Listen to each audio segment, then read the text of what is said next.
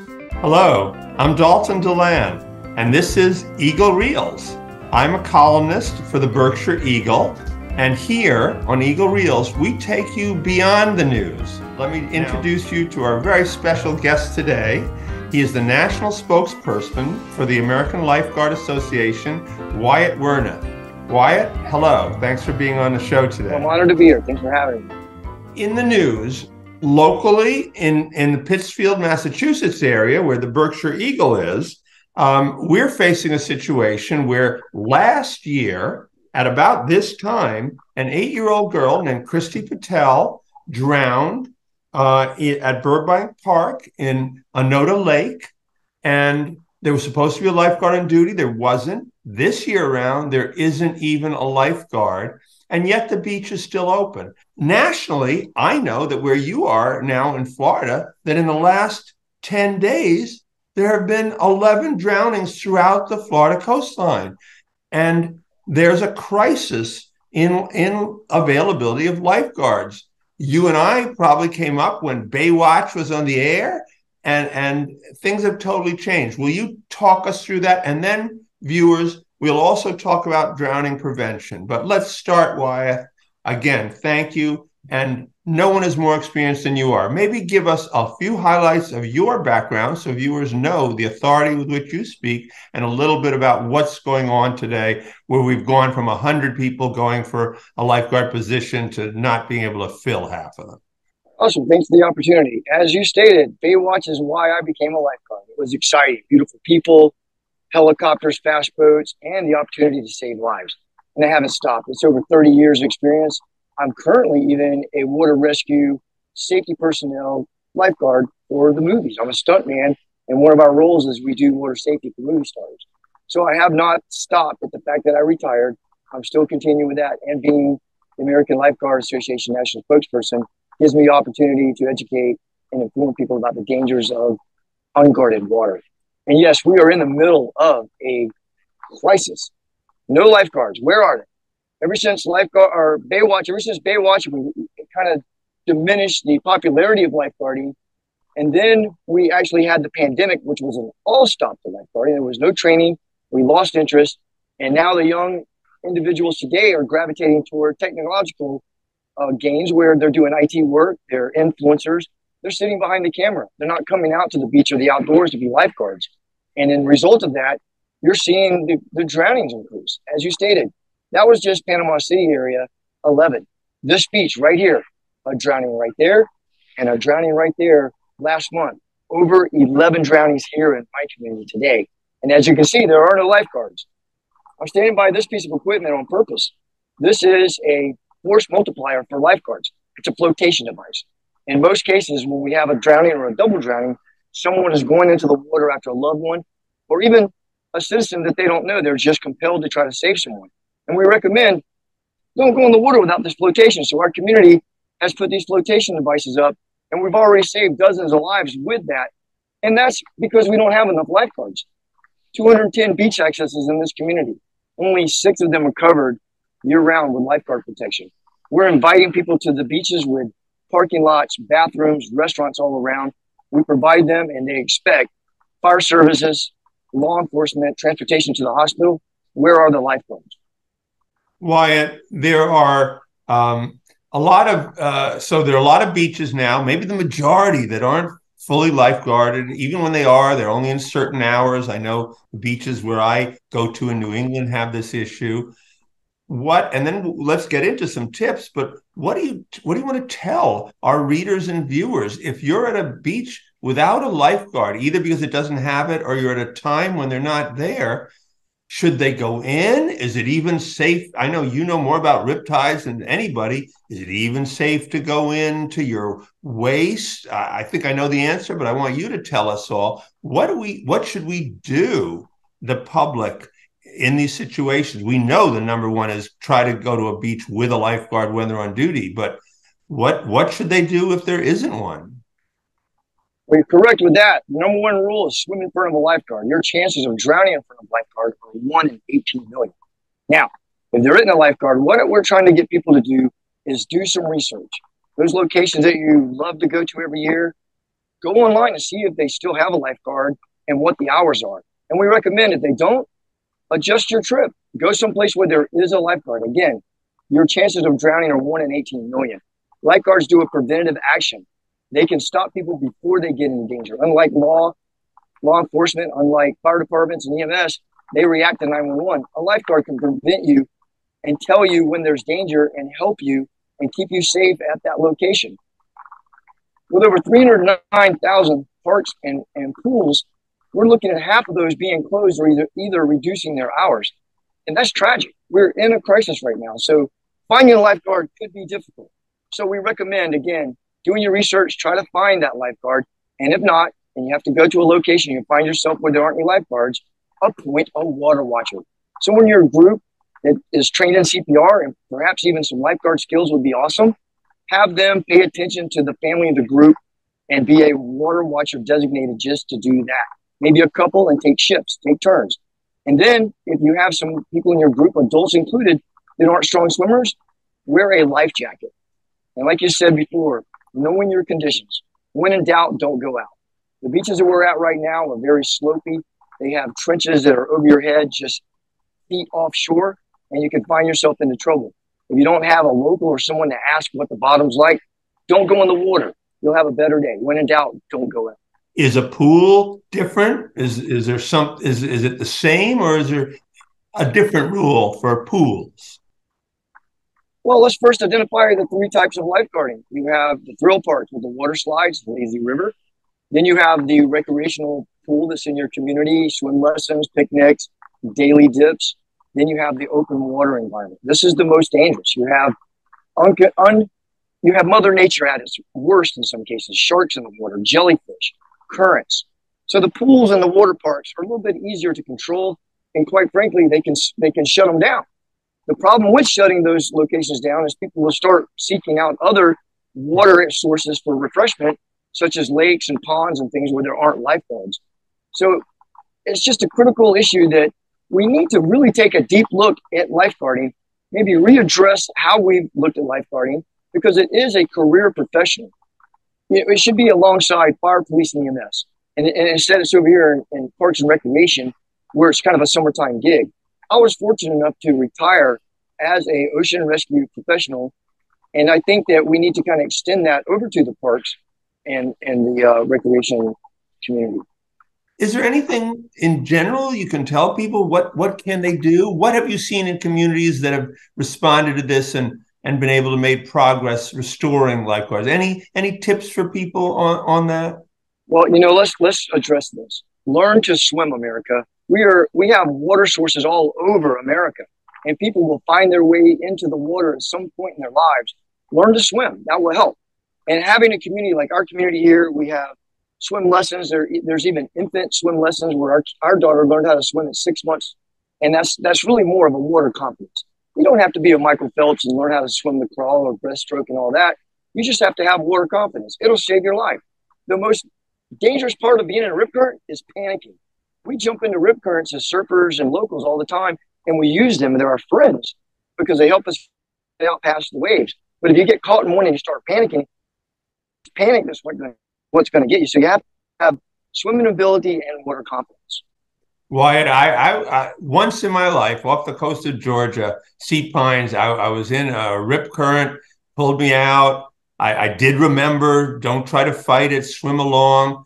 It finally dropped me, a mile or two down the beach. It was the longest walk back, but I was so glad to be walking.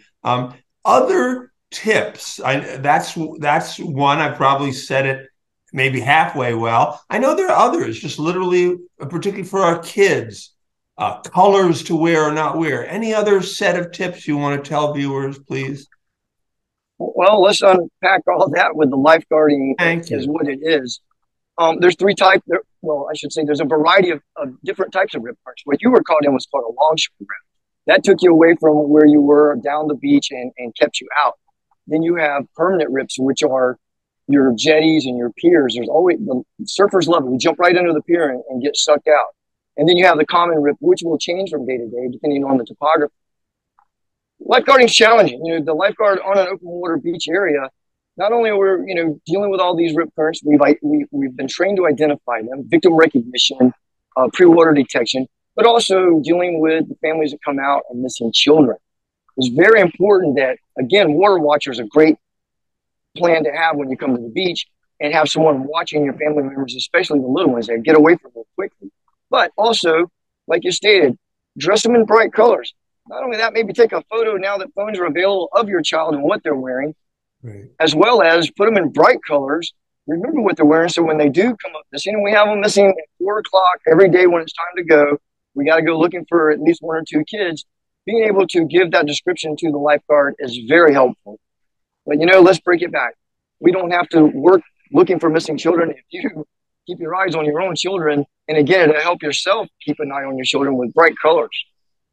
Well, should we change the paradigm? I read in another newspaper, not our own this week, what I think they thought was a cute story or funny story. A 66-year-old woman, around the Great Lakes who had gone back as a lifeguard. Now, the truth is, a lot of people our age are good swimmers. We swim all the time. Perhaps we need the training if we haven't been a lifeguard. But is there anything, could adults, could people who hadn't been, we all have this image, the Baywatch image, the teenager, whatever, they're all looking beautiful, sitting on the high chairs. But could we shift the paradigm? Could people who are concerned in their communities, such as the one I mentioned in Onoda Lake, could someone get trained and pitch in and help fill in this gap?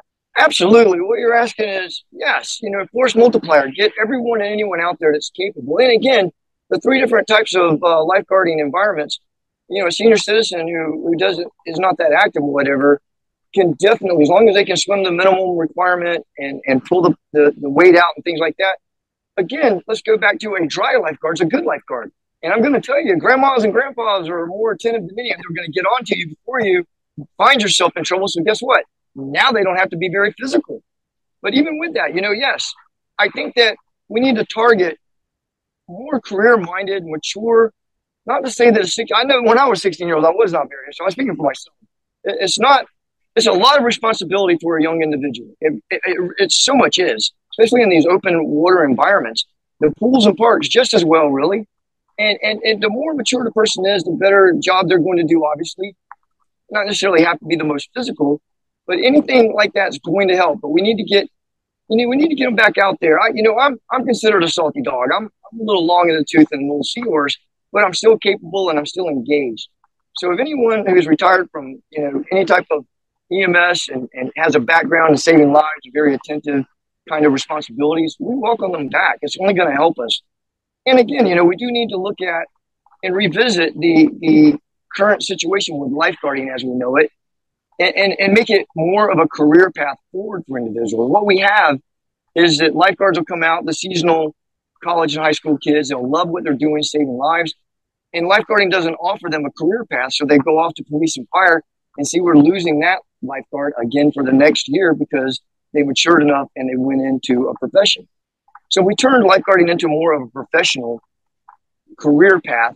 I think it would, retain people and keep a steady flow of lifeguards for longevity. Again, like Baywatch, David Hasselhoff had to be 30, 40 years old. He was an adult, and we wanted that lifestyle: fancy cars, big houses on the beach. They didn't have, teenagers sitting in the chair on that show. So something like that needs to remind us of the capability and the maturity, as well as the lifestyle that you're afforded for being a lifeguard. Wyatt, this has been so helpful. I think I have 2 last questions. One is, so when I was a young man, I was in Martha's Vineyard, and that was when they were filming Jaws. And so I think in the popular mind, we're looking for that fin out there.